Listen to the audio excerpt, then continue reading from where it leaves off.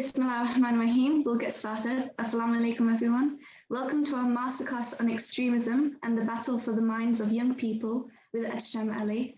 This is one of many masterclasses put on by the Islamic Society of Britain and ISB campus. ISB is a national Muslim family organisation with branches up and down the country.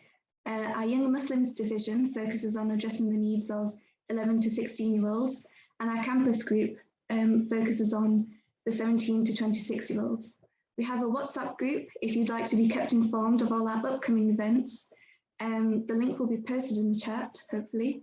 Additionally, you can visit our website, www.isb.org.uk, or email info@isb.org.uk for further information. So Ahtsham Ali is the Muslim advisor to Her Majesty's Prison Service, who has over 23 years of experience working with Muslim youth, an MA in Theology and Religious Studies, and more significantly is a long-standing student of Sheikh Abdullah al-Juday, studying various topics of Islamic jurisprudence. An important note missing from his extensive bio is that he is also my dad. So any questions that you have, I'll make sure he doesn't cut any corners and answers them fully, which can be typed in the Q&A box, not the chat function. So we don't have a lot of time. This topic deserves a lot more time than we're able to give it today. So we'll get straight into it. So, Assalamu alaikum. Assalamu alaikum wa rahmatullah, my dear brothers and sisters in Islam. All peace and blessings are upon Allah, and all praises are upon Prophet Muhammad sallallahu alaihi wasallam, and all praise be to Allah.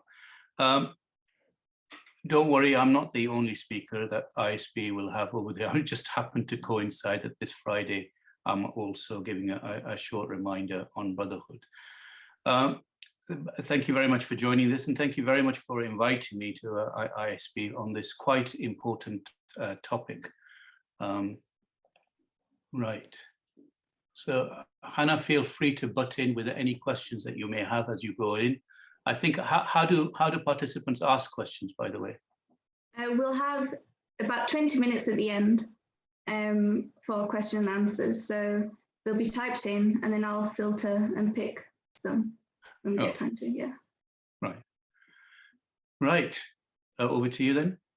So our first question is, can you give us a brief history on extremism in the Ummah and what exactly is extremism? Right, so yes, so if we begin with the definition of extremism, because that's quite important. And please bear in mind, I'm not talking here about what the definition is according to the UK or what the definition is according to the UN or whatever. I'm talking about from a purely Islamic perspective, what is the definition of extremism? Extremism, to be extreme in something is a verbal activity, it's not a noun. For it really, in brief, one can understand it to be to take something out of its place in Sharia. So Sharia has built its structure, its framework, giving everything its own appropriate place. It's like a beautiful mansion, if you like. Now, if you were to take one aspect of it and change it, then you could cause the whole foundation of the building to come down. So extremism is to take something out of its ordinary place, either give it much more importance than the Sharia gives, or diminish its importance than the Sharia does. And depending on the extremeness of that thought or principle, it has knock-on effects on somebody else's rights or responsibilities. Okay, so that in Islam, we call it ghulat, or extreme view of something, to go further in something. Okay. We hear the word extremism being thrown around a lot today, but can you give us examples of extremism during the time of the Prophet sallallahu alaihi wasallam? Yes. So first of all, of course, extremism is universal. So extremism is as old as humanity is. You'll always get people, because it's human nature, you'll always get people either misinterpreting something and going to extreme in it, in every civilization. So surely we will have that in the time of the Prophet ﷺ. Indeed we do. So I mean, what's often cited by scholars is, for example, the three people who came to the house of the Prophet ﷺ, and Aisha, they asked Aisha radiallahu anha, the wife of the Prophet ﷺ, they asked her, tell us about the worship of the Prophet. And she mentioned what she mentioned. And then one of the men said, I swear I will pray all night, every night without a break. And the second one said, I swear that I will fast every day of the year without having a day off. And the third one said, I'll stay away from women. I will never marry. And they'd only gone away a bit further when the Prophet ﷺ came back and came home, and Aisha mentioned what had just happened. So he ran after the men and he said, verily, I pray and I sleep, and I fast, and I have days when I don't fast, and I marry women. And then he said, he who does not follow my footsteps, my tradition, is not from me. So this tells you some people were out of their own volition, their own thinking, oh, well, here's the Prophet ﷺ. Of course, he's saved because he's a prophet of God. Who are we compared to him? So we need to do more than he does. So logically, they had justified their extremism in their mind, but they were in error. Okay, you have for example, Abu Musa Ash'ari, when one of the Sahaba went to his house and he's disheveled and everything. And again, the Sahaba takes the matter to the Prophet ﷺ, and the Prophet ﷺ said, your body has a right for you and your wife has a right on you, etc. Because he again was taking things to extreme. You have, for example, Zainab radiallahu anhu, who attached a rope between two pillars of the mosque. And the Prophet ﷺ came in and saw the rope and said, what is this? And they said, this is for her.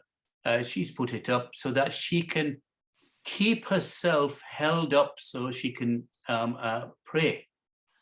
And the Prophet ﷺ said, you perform prayer as long as you feel active. When you feel tired, go to sleep. Allah doesn't want this from you. So this is, this is when the Prophet ﷺ came across an old man, and he was being carried, if you like, lifted on both sides by two strong men. So he said, what is this? And they said, our father had made a promise that he's going to go from Medina all the way to Mecca on foot. And because he's so old, they're carrying him to it. And the Prophet ﷺ said, Allah is not in need of this old man torturing himself. Yeah, but in other words, be reasonable. Be reasonable, be moderate. And the Prophet ﷺ famous hadith, religion is easy. Whoever overburdens himself in religion will be overpowered by it. So pursue what is good moderately. Yeah, so it's very, very important. And of course, the Prophet ﷺ gave us the warning about the Khawarij. And the Khawarij, I mean, we'll pick on those later. They were the first group to emerge. We have individuals being extreme in certain bits, but they're the first group to emerge that were violently extremist. I like what one scholar termed when he was asked about what is extremism. He says, if you go into a circus, sometimes an affair, they'll have these mirrors, especially in olden days, where the mirrors are bent. So when you stand in front of them, your belly is huge and your head is small, or your head is big, or your arms are dangling and so on. And he said, that's a bit like extremism. The perfect image is Islam. Extremism takes one aspect of Sharia and blows it up. And so it skews the whole of Sharia. Okay, I hope that answers some of it. But that's not really the extremism that we mean today. So has the definition changed at all? No, I mean, conceptually, whether it's violent extremism or extremism in thought, in worship, the concept is the same, taking something out of its place and it affecting others. But of course, if we look at extremism that causes fitna, because if I say to myself, I'm going to pray every night, etc., without exception, that affects me, might affect my family, might affect my tiredness, my job, but it doesn't have a great impact on society. Where extremism causes fitna in society and community, becomes dangerous. So it's violent extremism. So this is where somebody's taken one aspect of Sharia, misconstrued it or perverted the sacred text, etc., to get an understanding that harms others. And please remember that extremism, as I said before, it's universal. It's not a new phenomenon. People think, oh, it's new. It's not. The first extreme act that is told to us in the Quran is the story of Cain and Abel, and Cain's murder, and so that it's extreme action, the first murder in history. And during the time of Ali radiallahu anhu, we had a group who believed that Ali was divine, and I mean, even when he punished them, they were saying, you know, glory be to us to be punished by Ali. So even extremist groups like that were emerged. But the Khawarij were the first group as such within our Muslim history, and I'm not talking about human history here, I'm talking about Muslim history from the time of the Prophet ﷺ. They're the first group to emerge at the time of Ali radiallahu anhu that had a twisted mindset that led to harming others. And they believe, for example, in the concept which virtually all extremists follow, is the concept of takfir, that they could declare Muslims as unbelievers and therefore go kill them and so on. And of course, they were responsible for the assassination of Ali radiallahu anhu himself. And interestingly, again, Ali left them alone until they caused the fitna. And so he engaged with them when they started harming others. If you think about history of extremism, even here, for example, it's nothing new. You had the gunpowder plot of 1605, which all the school children, you know about. You had the anarchist bombings in France, Berlin, in the UK during the 19th century. You had the black shirt movement in the 1930s. So you have a lot of history of extremism in all civilizations. When that extremism becomes state policy is when it becomes most dangerous. So, for example, the mihna, the persecution of Muslims during the time when the Mu'tazila group in history became the official dogmatic belief of the Khalifa, and he purged anybody else who disagreed with it. And Ahmad ibn Hanbal, rahmatullahi alayhi, he was imprisoned and tortured because of that state policy. The Holocaust, for example, when extremism becomes state policy, you will see persecution and genocide. And I remember when Sheikh Jamal Badawi was asked, he was asked in one camp in Nottingham many years ago. He was asked, what's your dream? What's your, something you look forward to? And he said, my dream is to have Islamic governance according to the Sharia in a beautiful, pristine way. And then they said, what's your worst nightmare? And he said, an Islamic government led by extremists, Muslim extremists, because they've skewed the religion so people will be harmed by it. Okay. This more violent extremism that you're talking about, how does it differ from today and how does it differ from before? Right. I suppose in one sense, what's new is, we have new legislation against terrorism and against extremism in many countries. We didn't used to have that before. Before, all extremist acts were dealt with under the laws against murder, sedition, etc. And so I think 1989, something like that, when the Law Prevention of Terrorism Act was introduced to counter the IRA at that time. So that's new, but also fundamentally what is new is the power of the media. For centuries, you didn't have the media like we do. You don't have newspapers and immediate access to information, internet, etc. You didn't have that. And so the news reports something immediately. And if you have a population of millions or global population of billions, and then you see every hour an incident here, an incident there, it builds up a fear factor when actually it's quite dilute when you look at the whole population as a whole. So this is new, the use of fear and fear mongering. And you might think it is in one sense insidious, but in another sense, the purpose of news doesn't broadcast what is norm. It doesn't broadcast normal life and the successes, and because that's mediocre, that's news, not newsworthy. So something has to be sensational or tragic or something to attract the news. And so that's what we're seeing. So that's quite new. Of course, the biggest new thing, which is not just for extremism or terrorism, violent extremism, you'll find it, of course, across the military campaigns, is new technology. You can get radicalized by never leaving your room. I mean, that was unthinkable during my youth days. The idea that I didn't have to meet anybody, I could do so online in my bedroom, I could become radicalized and extremist. I mean, it's completely new. Weapons are completely more devastating than they ever were. The bombs and the sarin gas, for example, chemical weapons and so on.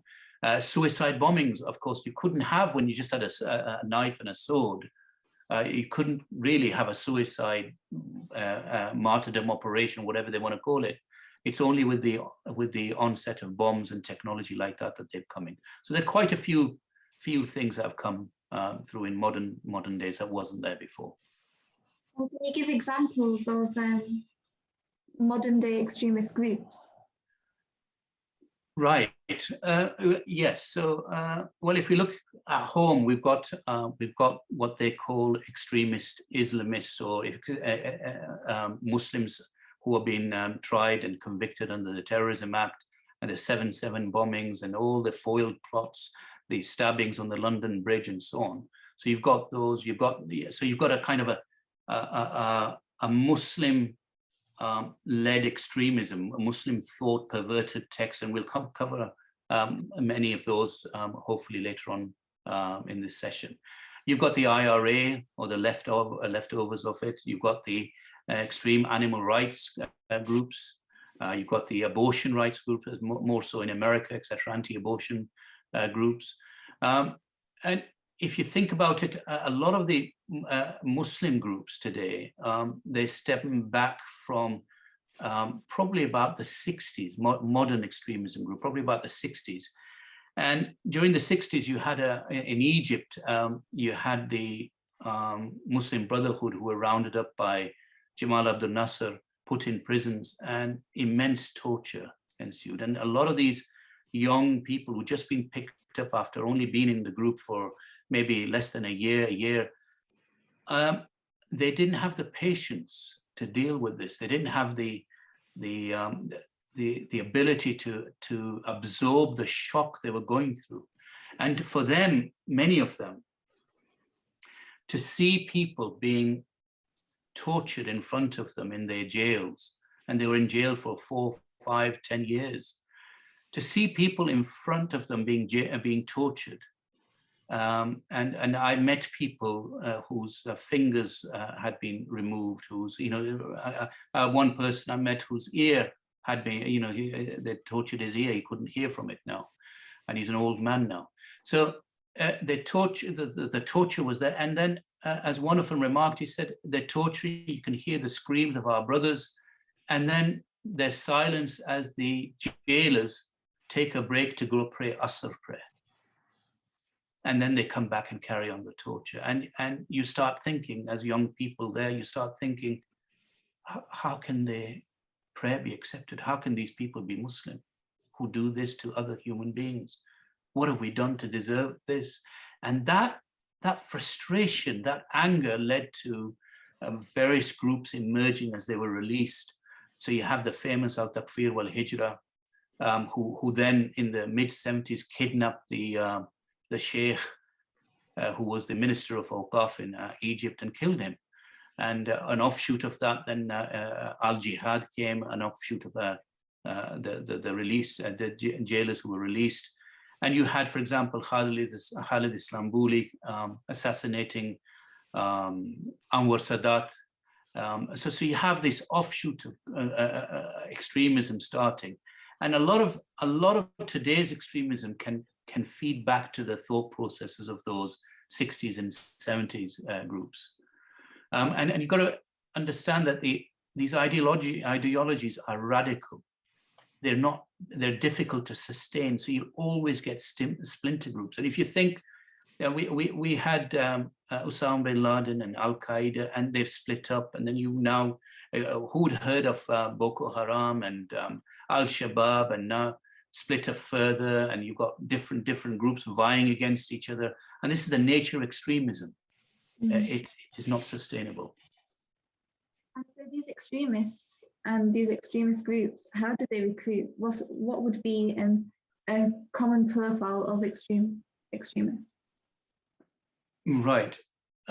Okay. So they recruit people who are susceptible to their message. So and they're of two people that are, in my experience, you have the ideologues and you have the foot soldiers. And when you look at it's psychological manipulation, really, it's psychological brainwashing. And when you look at the profiles, I mean, there's no one profile that fits all of the extremists that we've seen in the last 3 decades. But there are some pointers here and there, and you get that. So, for example, you have a kind of a mental vulnerability, mental illness, depression. In America, when you had who they termed, I can't remember her name now, Rosa, they called her Jihadi Jane, and blonde, blue-eyed, a convert to Islam, but she had quite severe mental illness, because of the trauma that she'd suffered. She'd been raped by her father. At 13, she'd run away. And she became a prostitute, etc. Her life story is horrendous. And then she found something in Islam, converted, and then became extreme and is serving a prison sentence at the moment. So really, a deep vulnerability is one. The second common thing that you find, which is actually probably in all of them, is a cause, a deep perception of injustice, the double standards at work. And the frustration when they feel that peaceful means are not working to address the injustice. And so I had extremists who say, oh, that 2 million march, it didn't stop the war, did it? And that kind of thing. And that frustration then leads to action, and extremist action. So you had for example, Ramirez, again, another woman in America who's done for planning to kill the Swedish cartoonist, and she got really frustrated watching YouTube clips of Israeli action in Gaza, in Palestine, and because there's no avenue for her to address what she perceived there, she became increasingly frustrated and ended up there. The Humam al-Balawi, for example, Abu Dujana, his nickname was. I mean, he felt guilty. His wife, when she was interviewed, he felt guilty for not doing anything, for being completely impotent in the face of gross injustice happening in the world. And he was a medical doctor, and interestingly, his twin brother didn't go down that route. You have the Major Nidal, for example, the major in the U.S. Army who killed 13 of his fellow soldiers in the camp. Again, he was a psychiatrist. He'd seen and interviewed soldiers who come back from Iraq and Afghanistan, and they were telling him horrendous stories. So he'd put up bids to his superiors, requests that these soldiers should be tried for war crimes because of what they're telling him. And then he felt that his superiors completely ignored that. And this was a gross injustice. Had those crimes been perpetrated in America to American citizens, there would have been uproar, but because these were Afghans or Iraqi. So this deep sense of injustice finally tipped him over the edge. Sadiq Khan, who's from Leeds, and his statement, which is quite interesting read here, the transcript of his suicide video. Your democratically elected governments continually perpetrate atrocities against my people all over the world. Your support makes you directly responsible. So this sense of injustice and the inability to cope with that injustice. So that's a second feature. The third, the thrill of jihad, the idea that you could become famous for doing something, because often these people have mediocre lives, and this is their chance to be in the limelight. And of course, that's not all. Again, I'm saying for some of them, that's what's been found when people do studies on them. Another characteristic you find is absolutism, that only one view is right, all others are wrong. No other viewpoint can be tolerated. I remember in our university days in the 80s and 90s, Khilafah will solve your problems. We used to joke when we used to meet the brothers who were really all about Khilafah. We used to say to them, when we met, Khilafah alaikum, and so on, because that was the be and end all for them. It was as if black and white, nothing else mattered. So that's, the fourth characteristic. The fifth characteristic is often there is a kind of bullying experience or racism experience that people have, personal experiences of it, maybe personal trauma. The major I mentioned, it was quite well known that he'd been harassed by his fellow soldiers. He'd actually hired a military attorney to try and have the issue resolved. His aunt said in one of the interviews that he was treated like a Muslim, like an Arab rather than an American. He was discriminated against. And somebody in the days before had scratched his car, and it was a soldier. So this deep feeling of resentment, of a trauma, of bullying, and a chance to get your own back, as it were. So that's quite common. You have number 6, social isolation from others, kind of a distancing. The person is quiet, is away, isolated.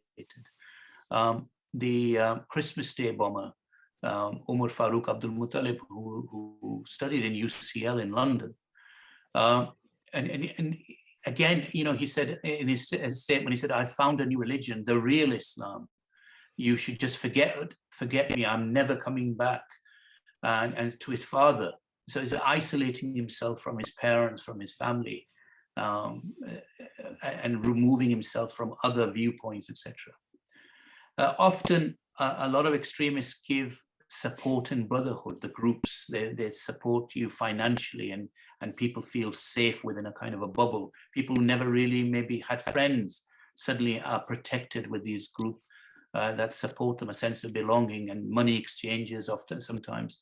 But that's not always true, of course. I mean, Umar Farooq, his father was very, very wealthy. So it's not always the case. Often there's a charismatic figure, a kind of a hero, and there's an element of hero worship. And in that sense, they're very similar to cult worship. And you've seen this, I mean, I've seen this, sadly, I've seen this kind of adoration, adulation to a particular person in some of the Sufi tariqa groups. A friend of mine, for example, he's a pharmacist and became quite religious and alhamdulillah practicing and everything. And I said, wow, it's really good that you're doing. And what is it that you find about this particular group? And he said, alhamdulillah, Brother Ahtsham, I feel now I don't have to think when it comes to my religion. I can just accept what he says. So I was gobsmacked. I said, you did a master's in pharmacy, and you want to stop thinking when it comes to your deen. And so, I remember another person who was involved in a different group, and he said, if my sheikh said that snow was black, I'd go have my eyes checked. So I said to him, while you're at it, have your brain checked as well. But I mean, this is a sad state of affairs with hero worship and adulation. Number 9 is atoning for some previous sins, that the ultimate reward, the martyrdom rewards. And I remember one extremist saying to me, I've done so much wrong, brother. I've done so much wrong. I just need to have the slate wiped clean. That's what I needed, and that's why I was going to do this. And I was saying to him, Astaghfirullah, why is it that you have a problem with your aqidah? He said, I don't have a problem with my aqidah, my belief. I said, yes, you do. He goes, how? I said, you don't believe Allah can forgive. You felt you needed to do this action in order to gain forgiveness, whereas all you had to do was make a sincere repentance. But you did not believe that Allah had the power to. He goes, no, I did. I said, then why did you need the action? And so this kind of atonement for sins that they may have accumulated in previous during their life. Then I suppose the other thing is a kind of a hatred of non-Muslims and dehumanizing of their targets, kufs. Sadly, they call them derogatorily. And you find this also as military strategies, as armies go to war against the other, and they call them names. Second World War, there were names for the Allies and names for the Germans and so on. As you'll find this dehumanization concept that people have. So these are some of the profiles that you see, and they're not all unique. You might find some here, some there. So you get all sorts, from doctors to professors. I met a professor of economics, and he had put a bomb in his van and was going to go and blow up a hotel. And he got stopped. And then in prison, he'd turned his life around. And this is in Malaysia. And I said to him, he's married, he's got a child. I said, what would you have done if, as you were going towards this particular target of yours to kill civilians, the phone rang, and it's your wife saying that we're sitting at this hotel having a cup of coffee with your son? And he said, brother, at that time, I was so duped by this. I know it's hard for you to understand that I would have thought nothing of this. I would have thought, yeah, my wife and my child will be in heaven if I go blow them up together as collateral damage. So this is the depth of brainwashing, sadly, that is there. And he's a professor of economics. He totally, his brain, he'd left to one side when it came to religion, it seems. Okay. And so, you're talking about these vulnerable people who are susceptible to brainwashing. In your opinion, how responsible does the individual become then in their actions? From an Islamic perspective? Yeah. Well, we leave that to God to judge, because God judges all people. What the action itself is against Sharia. In any Islamic state, in any Islamic state, these people would have been tried and would have been would probably have had the death penalty in most cases. Ali radiallahu anhu fought against the Khawarij and physically fought against them because with his armies, because he realized the danger these extremists posed. The question about the final judgment, that's between God and the person, and whether if there are mitigation or not. We say such is the fundamental principle in Islam about the sacredness of life, that in the maqasid of Sharia, the purpose of the Sharia, among the first things there is the preservation of life. And that doesn't mean life, it means life for everything, everybody. And such is the fundamental thing that if you were going to take a life, you better be absolutely sure that this is justified. And so in the least case, these people are responsible for not checking something before ruining something that is so sacred in Islam. The Quran says if someone kills one person, it is like as if they kill the whole of mankind. Such is the depth of this. And so these people have violated that. So in terms of earthly punishment, the Sharia is clear. If they're guilty of such a crime, then the punishment is due to them. In terms of the hereafter, well, they make their own case before God, but God is just in every single case. If they ruin lives and the consequences of those are there, then God will deal with that justly. And before we go on to the next question, just a reminder that we'll be stopping at around 7 to give 20 minutes for question and answers. So any questions that you have, just click on the small question and answer function and type in questions. So next, what are the common narratives used by extremists, and what kind of arguments do they use? Do you mean from the Quran and from Hadith and things like that, or do you mean? Yeah. Yes. So we've gone through the profiles and they're looking at vulnerabilities. If you imagine, it is exactly, you might not think it is, but it is exactly like recruitment campaign. It's a recruitment campaign. There are people out there sitting hiding behind their computer screens, waiting to pounce on anybody they deem is vulnerable and susceptible to being persuaded and brainwashed.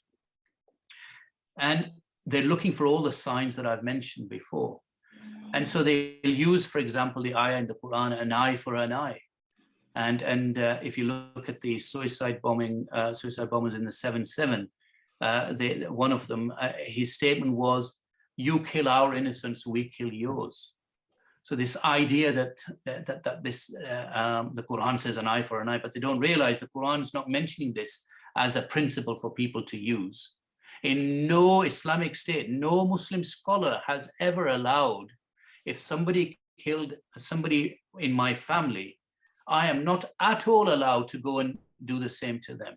I have to take it to court. There has to be due court process. And sadly, the horrific murder of the Sri Lankan in Pakistan earlier this week just highlighted this complete inability of a mob to understand the rule of law in Islamic Sharia.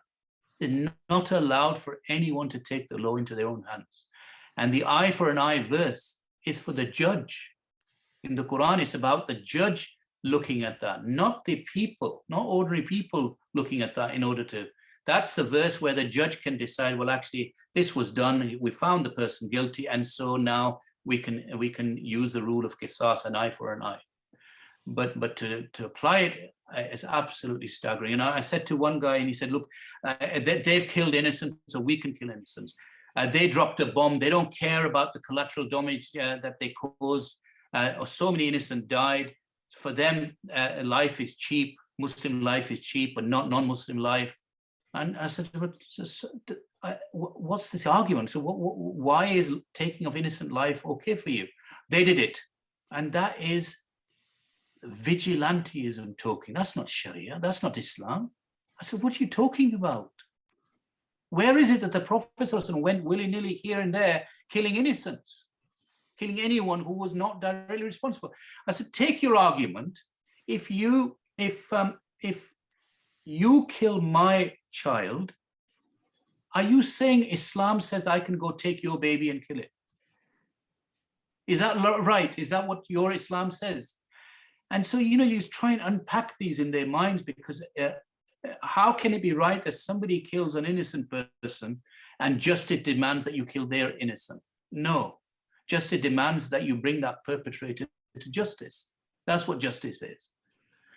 And the Prophet ﷺ never allowed vigilante. We are Muslims. We are better than that. So that's the primary thing that they use. They use the verse of the sword sometimes to say that the ayah says in Surah Tawbah, kill them wherever you find them, etc. And again, they don't understand the background of the verse. Who's the them there? What's the context of that verse? They have no idea about that. They sometimes say, oh, that's abrogated all the verses to do with be kind, etc. And they don't realize there's 2-3 verses down. It says when you and if they stop fighting, then you take them to a place of safety, etc. So there's a total misconstruing of verses. They'll use the verse to do with awliya and friendship and the concept of wali in Islam, al-wala, to say that you can't have friends who are non-Muslims, you have to be harsh against them. Again, total lack of understanding of how the Prophet ﷺ used that. They don't understand the verse in Surah Mumtahina, which tells you about what one can do. And often weak hadiths are used. The two fires should not see each other, etc. And all this. And you have to know that the hadith they're using is weak. And then you show them that actually this is a weak argument, and then you bring them back to, and they don't realize, by the way, they don't realize that they're the absolute fringe. That mainstream Islam is here and there, this tiny sliver, and they hate being called neo-Kharijites, a Khawarij of today, because they know that the Khawarij were condemned by the Prophet ﷺ. So these are among some of the things, and you have to know the arguments to be able to battle with them and talk to them, etc., to try and make them see sense. And working in prisons, you must argue a lot against extremists. So what do you think are some of the how can we safeguard ourselves against extremism? Yeah, so sadly, I'm not permitted to talk about my prison work as such. So I mean, I can take broad parameters and lessons from there. But it's a very important question. How does one safeguard against extremism? And when you think about, for example, the doctor who did the Glasgow airport, the incident, the burning, it was a medical doctor. I mentioned this, the psychiatrist, what you call it, Omar Farouk. He was a degree in mechanical engineering. Sadiq Khan had a degree. So these are well-educated people, and sometimes quite wealthy. So it's not a, we don't think, oh right, I'm okay, but I'm okay. I can't be vulnerable to these things. So you have to safeguard yourself all the time. Number one, be careful who you take your religion from. This is the most precious thing to me, is my faith. So please take care of it. You make sure that where you're getting your faith knowledge from, it is mainstream. It is not some fringe group. I was asked by a lady who said, please come. And she was desperate. Have a word with my son because he's being affected. So I went down in the end and met with him. He agreed to meet me with his sheikh. He's not a sheikh, he's an idiot. But he was a complete lunatic. So his sheikh said, I said to the young man, I said, where do you meet? He said, we don't meet in any mosque because all the mosques have compromised their religion. So straight away, he's in a minority. Where do they meet? And frightening, they meet in the back of a van. And when his sheikh then came in and I started saying, I said, where did you study your knowledge? And he said, oh, I know what you're going to try and say. You're going to say, I don't have any knowledge. I said, I just asked where you studied. I don't have to answer that question. Fair enough, then don't answer it. I started talking, and then he said, you work for the kuffar, don't you? I said, yeah, I work for the government, yes. He goes, the underlying principle in Islam is that we have to kill the kuffar. So, the guy was absolutely out of his head, and he was a young man's teacher. And this guy must be about mid-30s. So I started discussing. I said, where did you get this from? Which verse? And he stood up and he said, my car's parked outside. And the young man's mother is sitting there. And this guy said, my car is just outside. In the boot of my car, I have 2 knives. You take one, I'll take one, and we'll see whose argument is better, who Allah will save. So he left, and I reported it to the authorities, but it's just absolutely frightening, really is. And when you meet some people, and you say Assalamu alaikum, no response because they think you're out of the fold of Islam because you work in a prison, or they'll give you their left hand when you say offer your right hand, they'll give you a left hand.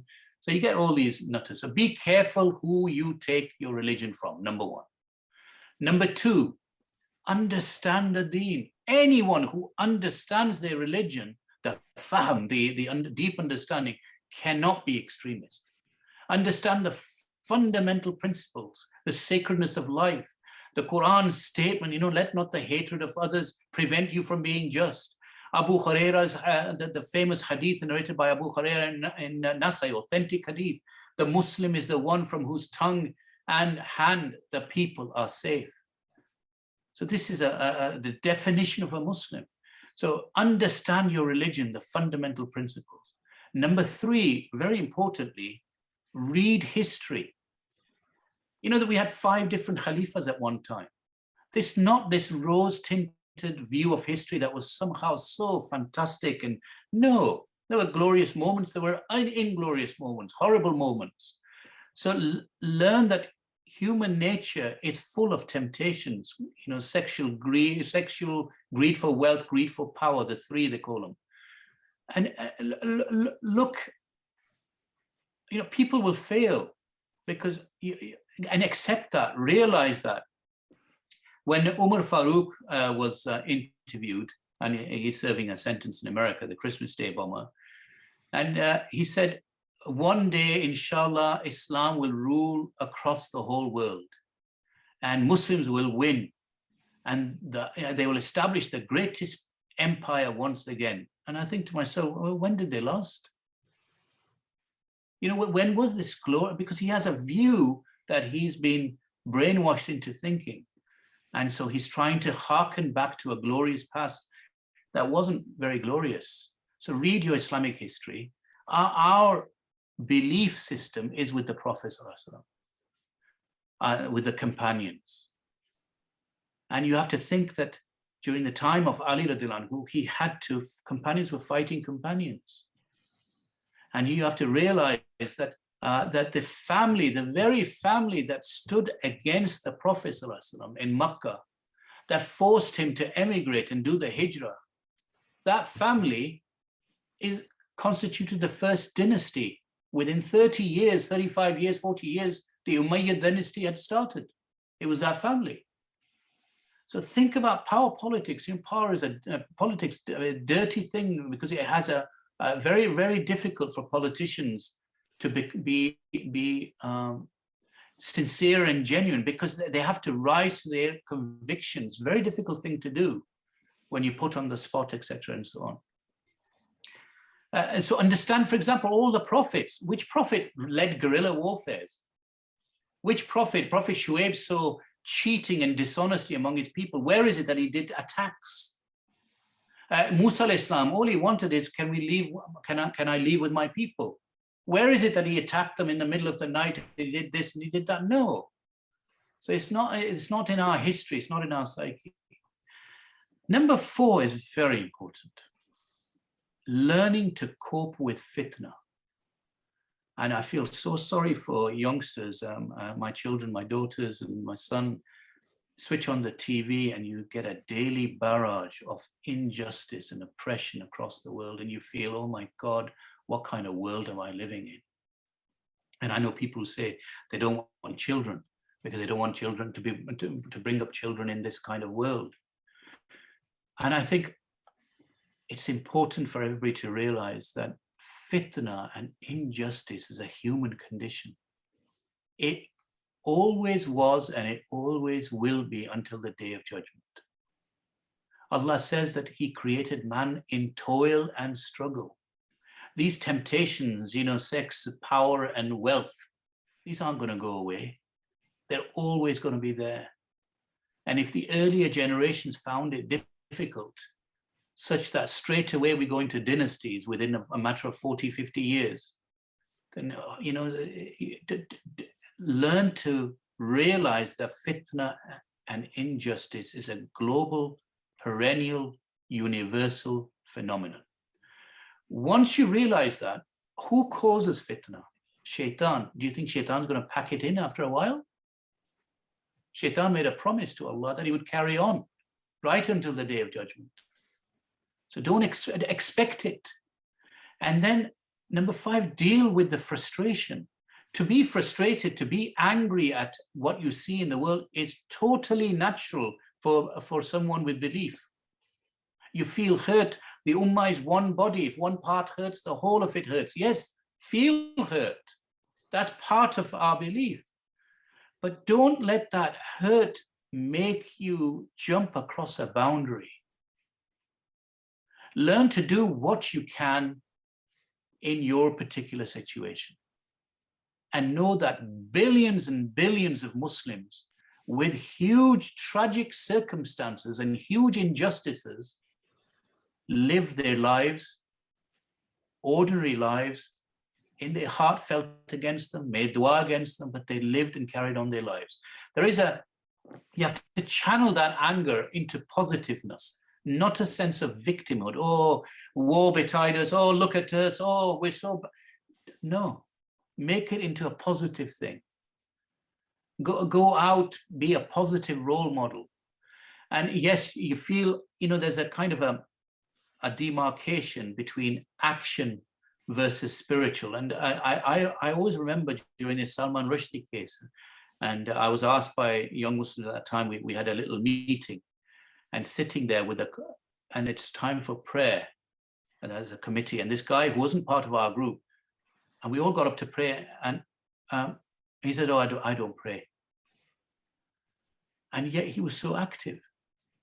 And I think to myself, there's a line between action. Too much action might make someone lose their connection with God. So as long as there's a balance, that you're looking after your own soul and its connection with Allah, while at the same time you're trying to address the injustices within your limited capability and circumstances that you are in. Of course, the more responsibility a person has, the deeper the accountability. If you're president of a country, you have a greater accountability in front of God for what happens. If you're a headmaster, you have a greater accountability than the ordinary person, because you're accountable for the school and so on. So different levels and degrees of accountability people have. Just to put in here, sorry, but I've always felt uncomfortable when having these discussions, when people like an attack has happened and people are saying it's so bad that they killed them, they shouldn't have killed them. But you have to understand that, look at the injustices that are happening to our people, and in the same breath of these innocent people dying. And I was just wondering, like, how do you discuss, like, how do you talk about the two without degrading the innocent lives being lost? Because it's always been quite uncomfortable to just talk about, yes, this attack has happened, and then put it on the back burner and say, but look at Palestine and Israel, and look at what they've done to our people. Yes, so you have to understand that our religion isn't tit for tat, and that's the biggest argument used, an eye for an eye. It's not that. It's not that somebody commits an atrocity and now you commit an atrocity back. All life is sacred. Everybody's got a mother, father, grandparents, family, children. Everybody's grieving. And if others don't understand that, if one extremist said to me, he said, this was when there was a drone attack in Raqqa, and there's a drone attack on a building, and the number 3 of ISIS had been killed in that attack, but so had, I can't remember, 30 civilians or 30 people who were living in that building. And he said, oh, see, they dropped that bomb on that building in Raqqa in Syria. They would never have dared to drop that bomb in a building in London had the number 3 of ISIS been in that building there. Why? Because British life is far more important than Muslim life. Now, you might think, well, if somebody believed that British life is more important than a Muslim life, if somebody believed that, God forbid, and God help them, certainly not a Christian thing to believe. If somebody believed that, is your reaction to that to believe the opposite? Is the reaction to that saying, oh, yes, Muslim life is far more important than any non-Muslim life? Well, you're in the same boat. So this idea for tit for tat, they kill our innocents, we kill their innocents. This is actually street emotion. It's street vigilantism. He swore at my mother, come here. It's that kind of mentality. It's not a calm, it's not a reflection, okay, this has happened, the innocent people have died, and so many of them. What can I do about it? Well, I can tell you what you can't do about it. You can't overstep Sharia. You can't kill an innocent person because it doesn't address the issue. That's not what Sharia asked you to do. So it might be in many situations we don't have the levers and the powers and to do much. And all ours may be creating awareness, making dua to Allah, writing about it, maybe. And you have to accept that might be the only thing you can do. It's when you start accepting, actually, my engagement is limited. When you accept that, I think you can move on. Then you don't let the frustration become the be and end all of everything. Do you not think there were injustices in the time of the Prophet ﷺ in Makkah? Huge, huge. And yet throughout all that, what's the nickname that he's been given by the non-Muslims in Meccan society? Al-Amin and As-Sadiq, the truthful and the trustworthy. So yes, there are, all these are big, big trials for us, but it's important to realize that we must not have a reaction to it, which is contrary to what, and it's a very difficult thing to say. People do get emotional. So I think it's a very difficult question you've asked, but it's important. I think that the other thing I wanted to say is number 6, no absolutism. Beware of people saying, oh, don't read that book and don't read this book and you can only read this, and think about it. Remember the Khawarij, they're there at the time of Ali radiallahu anhu. There's no Sahaba with them, not a single Sahaba with them. So if you think about that, make sure that the religion where you get it from is absolutely solid, is from mainstream. Beware of hero worship. We have only one group of heroes, it's our prophets. All the rest are fallible human beings. So understand that. Don't. As somebody left a group he was with, and I said to him, "Why did you leave?" He goes, "Oh, I suddenly realized, that the sheikh, we used to get up for Fajr, and he never got up. And when we asked him, we believed it. He said that in his dreams he was actually physically present in Makkah and used to pray Fajr there. So in his dreams he would travel all the way to Makkah and pray there. And he said we accepted it, and until it finally became too much for me. And now he was close to leaving Islam because of that experience. So the error he made is to put him on a pedestal in the first place. So don't go down this hero worship. It's easy to say, but I know it's a human nature to always have role models. Our role model is the Prophet ﷺ and the prophets thereafter, and the companions thereafter, and so on. Trust in God. Have patience. All this injustice, is it God's plan? Yes, it is. He's testing you? Yes, he is. But have patience that God's plan in the end, it is still his plan. Have good social networks, brotherhoods, etc., and so on. I hope that answers some element of what you've asked, Anna. So I think we'll move on to question and answers now. So again, if you have any questions as we're going through them, just put them into the Q&A chat and I'll ask. So the first one is the Sharia only divine, or is it divine human mutual project? So this isn't a topic about Sharia, firstly, but Sharia is a human understanding of what the divine sacred texts say. So if you take the broad principles, then they would be divine, because it's very difficult to interpret the broad principles in any other shape or form. So yes, it's a set of divine laws, if you like, principles, if you take it like that. The rest, the details, you can have different interpretations about, but broad principles is what is really important for this thing.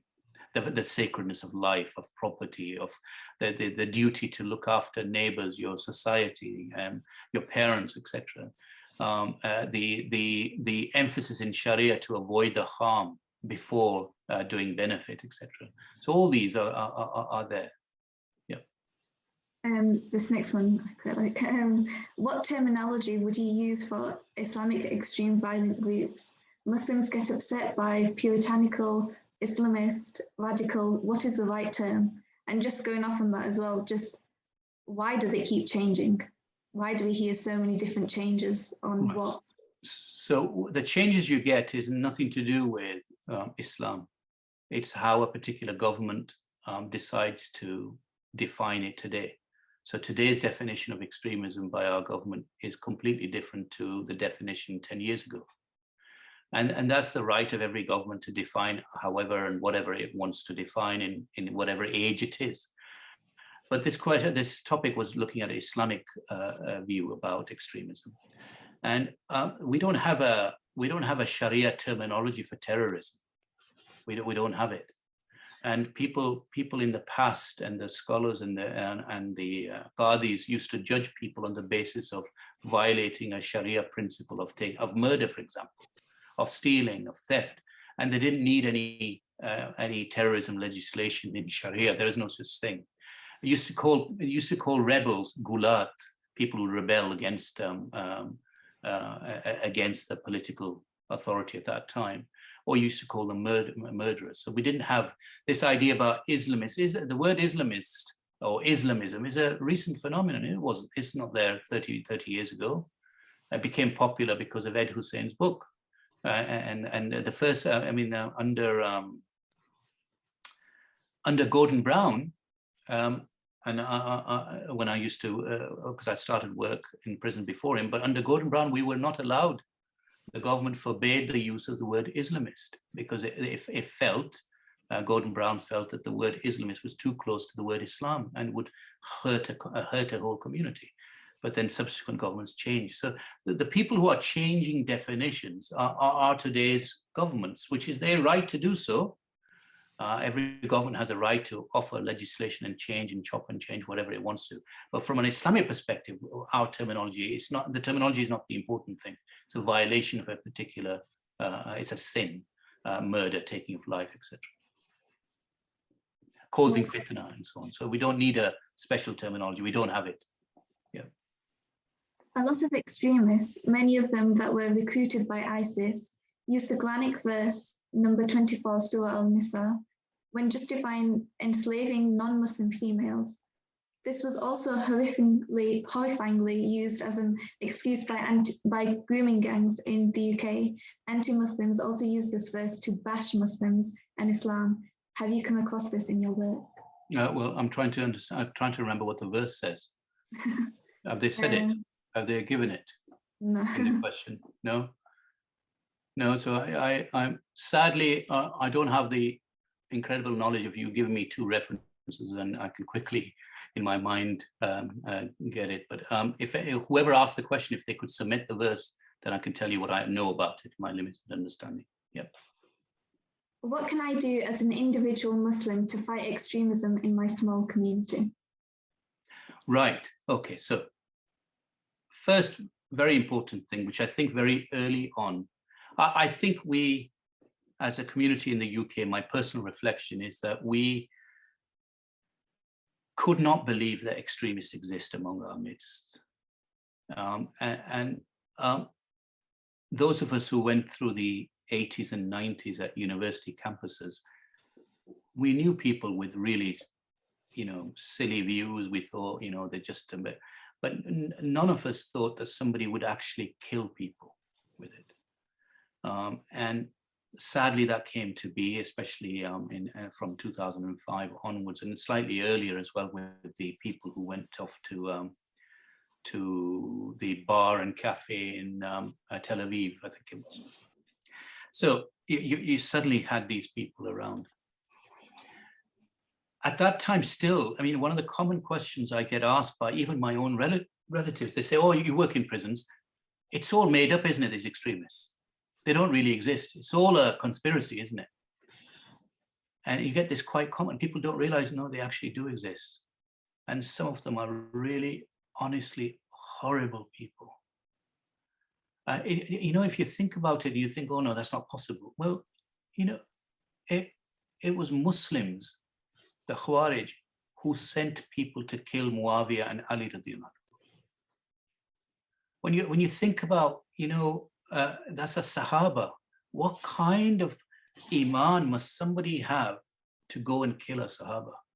And not just any Sahaba, this is the lion of Islam. Ali radiallahu anhu, the cousin of the Prophet. How can anybody in their right mind think that that is a right thing to do? And yet that's how they were brainwashed. And so some of these people are absolutely frightening. I totally understand Jamal Badawi's statement that he's absolutely frightened if a state came into being which had a Muslim extremist in there. God help us all. So I think first, be aware that this actually does exist. Secondly, I know this sounds, people will find it, but report it. If I knew that somebody across the road or somebody I knew was harboring these views and they were going to take action, or they might take action, or etc., I could not sleep at night if I suddenly put on the news and I suddenly learned that they'd killed somebody. I would not be able to sleep. I'd think, oh my God, I could have prevented it. So if you see something, I know that people don't like the way the strategies and counter, but better somebody, better to save a life than it is for others. So if you see something, report it if you think it can be a danger. Otherwise, try and engage, try and start having this dialogue with them, introduce them to people of knowledge, find out if they're very silo and they're very blinkered in their view, etc., and try and do things like that.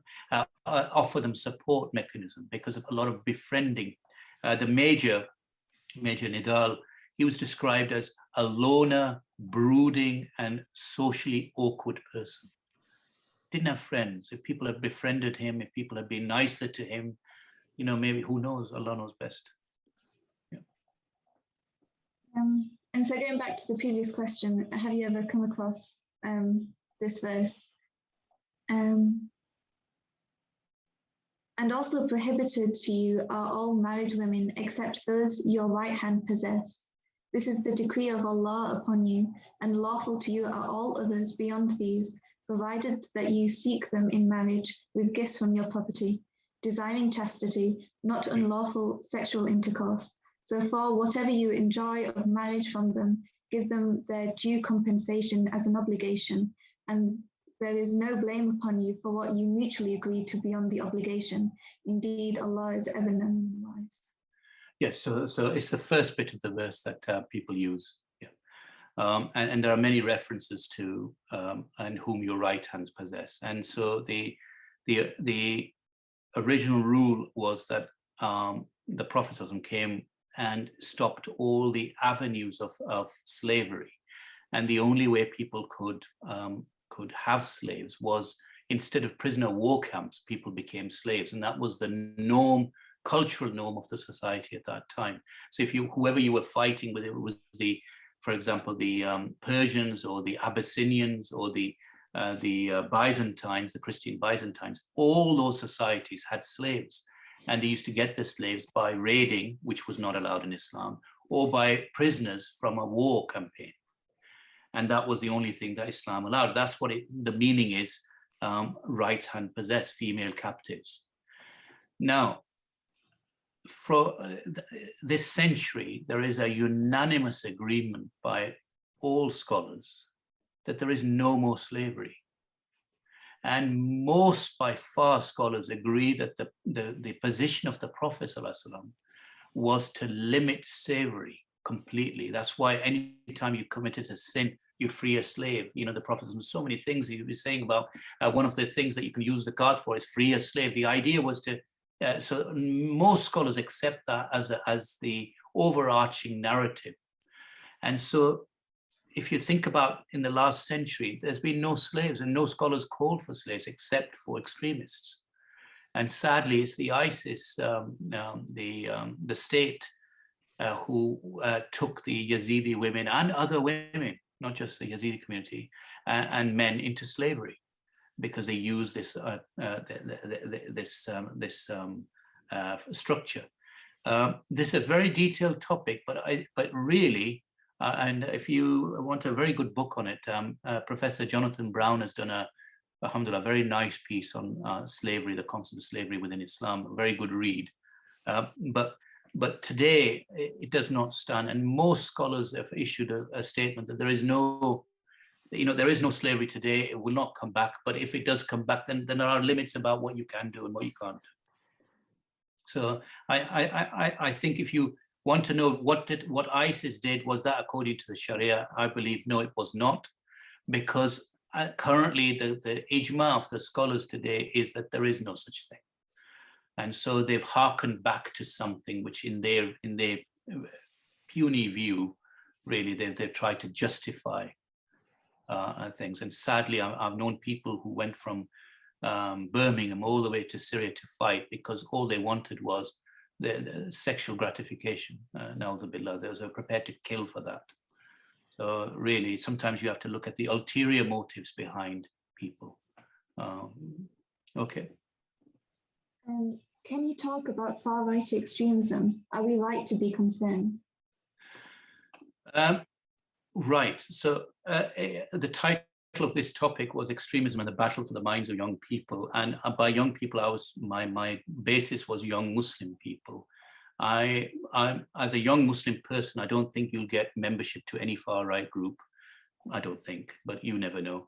But let's look at, far-right extremism has increased. And this last year and a half has seen a greater number of arrests on far-right than, for example, Muslim being arrested on it. So it is there. It is a reaction often, the rise of far-right activity. But if you remember, beginning with Norway and what happened there, and then you have New Zealand and America and so on. And I'm glad, that Islamophobia is getting more of a mention in mainstream circles, because it is definitely there. And I remember Shabir Ahmed in his book, Be Careful with Muhammad, saying back in the early 90s, he was saying, and the next time there are concentration camps in Europe, it will be Muslims in them, because he felt that to attack Muslims is becoming okay, and just in the position where our Jewish brothers and sisters were in the 1920s and 30s, sadly. So we have to be careful about this. So yes,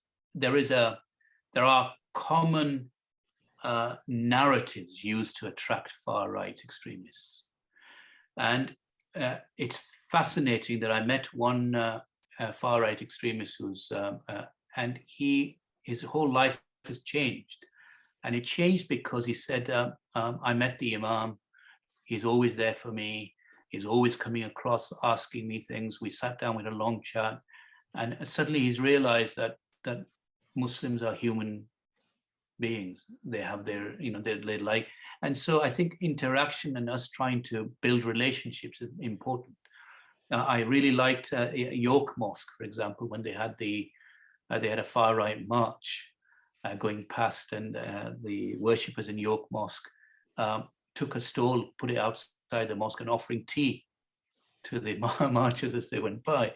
So a very nice, very good thing, rather than fomenting, tit for tat and so on, repel evil with good. So it is an important thing. It requires a completely separate topic. It's a very detailed topic going through their narratives. How damaging to Muslim youth is the lens through which their faith is now perceived, one of intolerance and violence? Yeah, very damaging. We often think that non-Muslims are sadly accept the stereotypes that are portrayed in the media, in various medias, especially the tabloids. We forget, and we have to realize, it's not just non-Muslims who accept those, but Muslims also do. And it's not an uncommon, it's a horrible thing to say, but it's not uncommon to get young Muslims genuinely asking the question, but why is Islam so violent? Or why does Allah want us to kill all non-Muslims? So it's, but they've not had the education. They've grown up in a world which is, post 2005, a world post 9/11, if you like, a world full of war on terror and terrorism and Islam and so on. Islam being portrayed this and that. You feel so sorry for them. And so yes, it is very, very damaging. And I think the other big thing we're going to see in the next generation or so is an exodus from Islam, not just for this reason, but for other reasons. But this is, again, a big factor, and we have to try and do ourselves as much education as possible to try and make these people, young people, understand that's not the religion of the Prophet. Would you report someone for having what you regard as extremist views that has not threatened or implied any intention to commit any violence? How would you challenge such a person? Yes, so here I would probe that particular view that they have. I mean, if somebody's got an extreme view, totally the other side, all I'm going to do is worship God at night. I mean, there's no harm. But if somebody believes that I'm living in Darul Kufr and Darul Harb. This is land of war. But I can't do anything. Maybe I'm too weak, and that's what I'm. If somebody exhibits that kind of thing, it's not far to be tip over the edge. It's not a big gap. So always with caution, you think about it. If you suspect something personally, I'd report it. You delve it more. You find out where you are. But I could not live with myself. I always think if something happened. So you're always in two minds. If you said something, their lives could become a misery because of the extra scrutiny and etc. and all the hassle and all false. If it's false, if you were wrong, their lives are completely messed up.